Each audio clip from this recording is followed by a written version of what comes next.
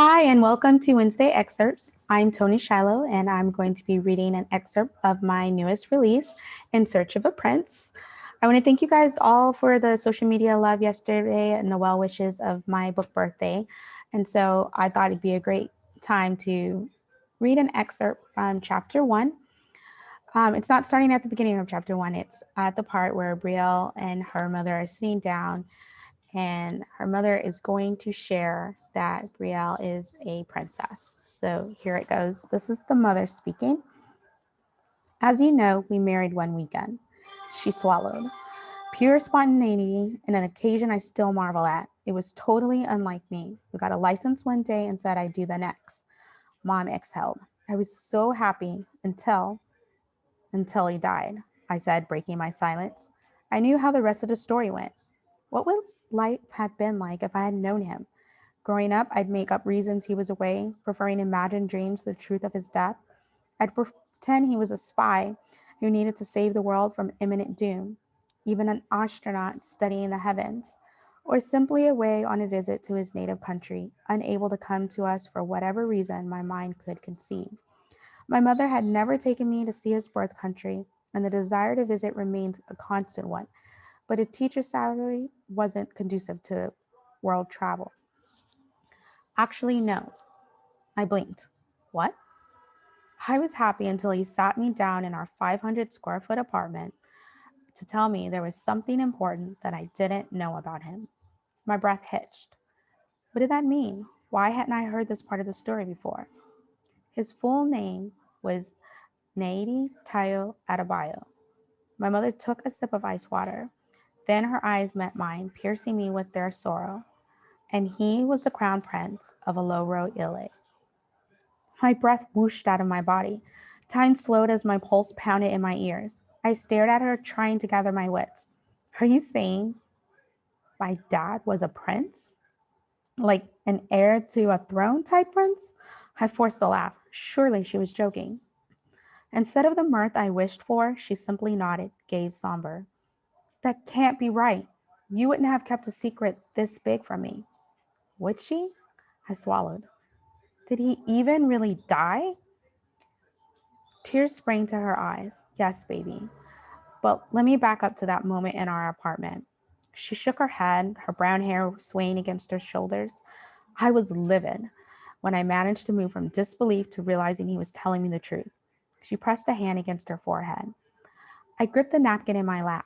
This was insane. I told your father to get out, to leave, and after weeks of me ignoring every form of contact, he did just that. He left the country and returned to his homeland without me. Mom's lower lip trembled. I found out about his departure from a college friend and realized the cost of my pride.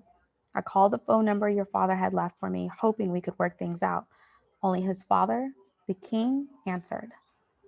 After I explained who I was, he told me Tayo had died 2 days before my call.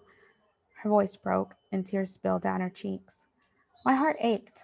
I was torn between wanting to comfort my mother and fury that she had kept a secret of this magnitude. She took a sip of water, then dabbed the napkin against her cheeks. I went to the funeral and was permitted an introduction to the king. Her jaw tightened. He informed me that he would arrange to have the marriage annulled. Apparently, I should have never been permitted to marry Tayo. I gasped. How many more twists could there be? I wanted to run away, hands over my ears, but the trembling in my stomach told me to keep listening, to hear the whole truth. What your grandfather didn't expect was you. Mom traced the condensation on her water glass as a soft smile covered her lips. When I told him I was pregnant, it changed everything. He agreed to keep the marriage intact and filed paperwork to make our union legal in Olora Ile as well. Although from my understanding, he kept all that information secret. He then wrote me a check to cover any expenses you could ever possibly have. She paused and told me never to contact him again. I blinked, thoughts whirring faster than a blender. Which controversial subject did I dissect first? He didn't want to know me? He blamed me for your father's death, accused me of driving his son to a depression. I thought he died in a boating accident, I accused. He did, but your grandfather said he was an excellent swimmer and should never have drowned. I covered my mouth at the image my mind immediately conjured. Could all this really be true? I'd have no reason to doubt my mom before today, but now? When you were 5, your grandfather called to apologize, only Mom looked away, sorrow etched into every line on her face. You said no, didn't you? She nodded. And the money? Are we talking about enough to cover clothing expenses? Whatever you needed, Brielle. I tried not to spin it, but she shrugged. Certain things began to click into place. Is that why you pressed me to do Cantillon and debutante balls? Language lessons? She'd known I would need to move in a world I'd never imagined was a possibility. She nodded. I used the money to pay for all of those things. She swallowed. Plus your college education. The rest I placed in an account for you. Disbelief filled me. Why? I whispered. Why tell me all of this now? The king is dying. Her gaze met mine.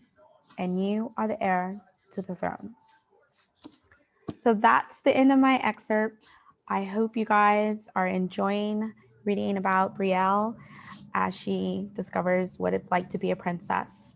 Thank you for coming, and I will talk to you guys again another day.